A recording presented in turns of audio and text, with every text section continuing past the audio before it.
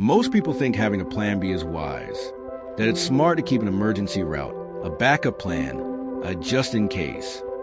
But what if I told you plan B is actually the most elegant trap keeping you from your divine purpose? Harsh? Maybe. True? Absolutely. Because while you're feeding your alternative, you're starving your faith. People miss the extraordinary because they settle for what's convenient. They trade divine destinations for acceptable shortcuts. But God doesn't need our contingency plans. He already has a route, and it's not the safest by human standards, but it's the only one filled with meaning. If you're still straddling between faith and fallback, you'll never fully step into your calling. So here's the offer: tear up Plan B, not as a reckless move, but as an act of radical trust. Because only when you close the doors of maybe can you open the one marked purpose. And this message will show you exactly why your plan failed, and why that might be the best thing that ever happened to you. You know those moments when we try to control everything with spreadsheets, goals, and forecasts? Yeah, sometimes, no matter how much we calculate, what comes from heaven doesn't fit in Excel cells. God's Plan A is a divine architecture that doesn't need our logic to function. And honestly, the more we try to optimize, the more we get lost. Some people spend their whole lives adjusting the wheel of a car that's already guided by a celestial GPS. The route might not be the fastest, but it's always the safest. Meanwhile, Plan B is usually our way of patching things up when control slips from our hands. It's a good enough we settle for so we don't have to face the discomfort of waiting. It's when we trade the extraordinary for the acceptable just because we're in a hurry. Real life example: someone who once dreamed of launching a meaningful business, but took a safe job out of fear, and still wonders what happened to that dream. Plan B feels comfortable, but it's never complete. The key here is realizing God doesn't work with improvisation. We do. Every time we try to take control, we drift further from what's already perfectly stitched together. That's why many people live in cycles.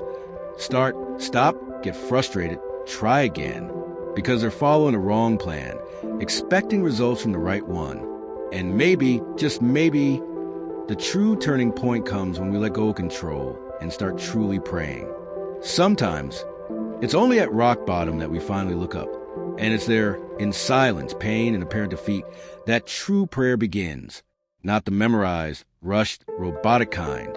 The kind that cracks your chest open, poured out with tear-filled eyes and a raw soul before God. That's where the ego goes quiet and the spirit finally listens. Funny how pride holds its ground until the very last moment, right? We insist on fixing things with our own strength, using strategies, connections, formulas. But heaven doesn't move through formulas. It responds to surrender. Ever seen someone get restored while still defending themselves? Miracles begin where performance ends. Sometimes the wisest thing you can do is simply admit, I don't know what else to do.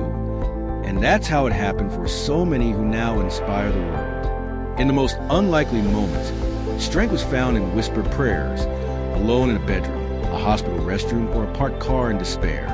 That kind of prayer needs no audience or eloquence, just a broken heart, ready to stop chasing and start listening. Because that's where everything changes. Here's the truth.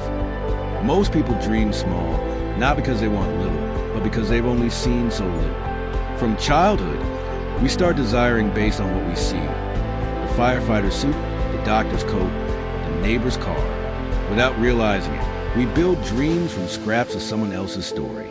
But that's like trying to paint the sky based on a shadow. Limited vision builds limited expectations. The issue isn't dreaming. It's not knowing where your dream came from. How often have we chased something just because it looked good on someone else? Like wanting to be a lawyer because of an inspiring movie, or starting a business just because someone got rich selling cupcakes. But dreams that don't come from your heart eventually become burdens. And when the sparkle fades, frustration hits hard. This limitation is subtle but powerful. It makes you believe you're choosing, when really you're just copying. Worse yet, you think that's all there is. But what if beyond what you see today, there's a plan completely off your radar? A plan you haven't seen yet. Maybe, just maybe, that's why it still doesn't look like it's yours. Even the most creative minds are bound to what they've already seen. We can invent stories, build tools, imagine new worlds, but all of it is remixing references from the past. As genius as it seems, it's still based on what exists. God's vision, on the other hand, is recycled. It's original, unseen, and far beyond what we could ever imagine. So many brilliant ideas died at birth because they looked too weird to human eyes. But God's vision doesn't go through our logic filter.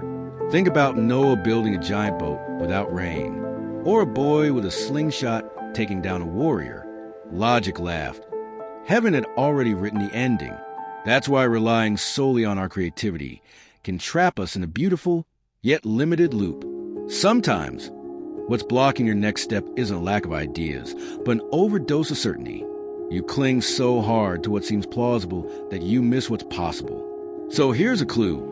When something seems too big for your imagination, it might be too small for what God has planned. Stop sketching routes. Start watching for signs. Let's be honest. If you were choosing a king, would you pick the youngest, smallest shepherd boy in the fields? That's exactly what God did with David. While others flaunted strength, God was reading hearts. And he did the same with Joseph, sold by his brothers and thrown into prison, all part of the path to Egypt's throne. With God, the improbable is just the starting point of the inevitable. What about Noah? He built a stadium-sized boat with no sea nearby, mocked for years. But when the rain came, only one door mattered. Sarah laughed at the idea of having a child in her old age, but laughter turned into Isaac. Zechariah doubted the message and lost his voice, but became father to John the Baptist. God's plans consistently defy logic to prove a greater purpose. This isn't a coincidence. It's a pattern. God loves to use the least likely stories to show the glory has never been ours. If he used shepherds, prisoners, carpenters, and barren women, why not you? What seems absurd now might be the exact moment your plan starts. But be careful. The urge to adapt that plan is real, and the next step reveals why that's so risky. There are moments when waiting hurts more than a no. You look around and everyone seems to be moving, succeeding, growing, and then comes a voice, just settle for Plan B. It's better than nothing. But Plan B is tricky. It looks like an opportunity, but it's really a distraction. Time passes, frustration builds, and deep down, you know it was never the real thing. I've seen people spend years trying to make something work that was never supposed to. The stable job, the safe relationship, the strategic project. But peace never showed up. And when peace is absent, so is God's permission. Sometimes, what feels like delay is actually protection from wasting your time. Closed doors aren't cruelty. They're loyalty to the promise. And in that frustrating, drawn-out, confusing waiting, the miracle is quietly forming. While everything feels frozen, something is aligning behind the scenes. And when plan finally unfolds, you'll see why nothing else ever worked.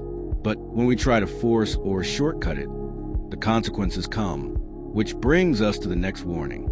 We often think we're helping God by speeding things up. That's what Sarah did. Tired of waiting, she tried to fulfill the promise her own way. The result? Ishmael. And to this day, generations still deal with that adaptation.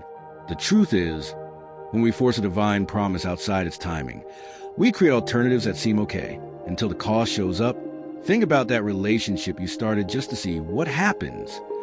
Or that job you took even though something fell off. Plan B often comes dressed as practicality, but always leaves a dent. What was meant to be a blessing turns into a battle. Not because God changed, but because we rushed to release a beta version of what he was still perfecting. Altering God's plan is like tweaking a gourmet recipe and then blaming the flavor. What seems like a small edit can ruin the outcome. That's why excellence isn't optional. When it comes to divine purpose, good enough just won't cut it. Excellence is a commitment. And when we understand that, even our smallest actions start to look different. Some think that just doing something for God is enough.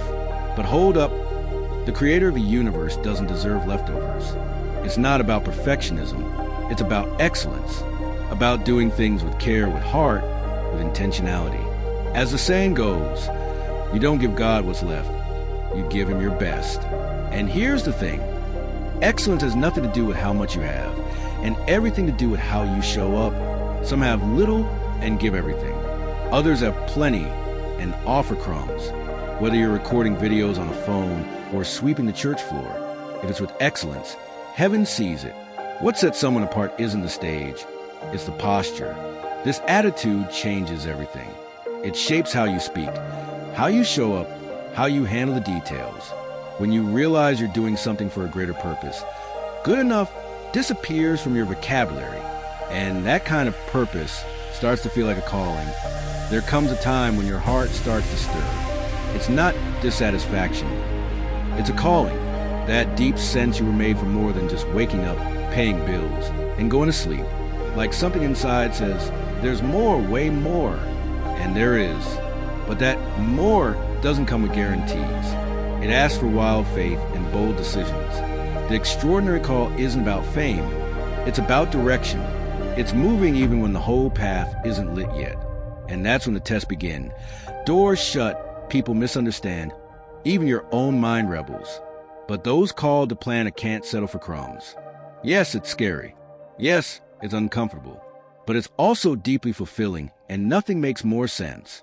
It's funny how we wait for a big sign from heaven, when often the biggest sign is that quiet unrest in your soul. That's what pushes you forward, shakes you out of routine, gets you unstuck.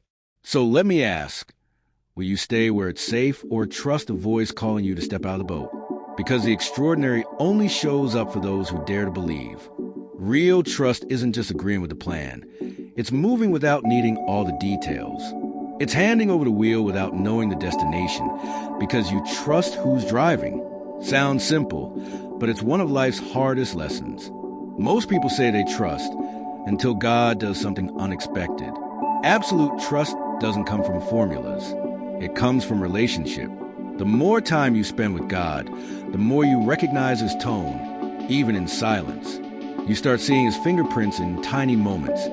A conversation, a delay, a little detail. That's when faith stops being a gamble and becomes an anchored confidence. But to live this way, there's one thing you have to release: control. And that's where most people get stuck. Trust means you stop being the author of your story and become part of something much greater. And when you do, the supernatural begins. The kind of story that can't be explained, only experienced. Now that you've seen the weight of living between plan A and plan B, tell me, how long will you keep negotiating with what God already made clear?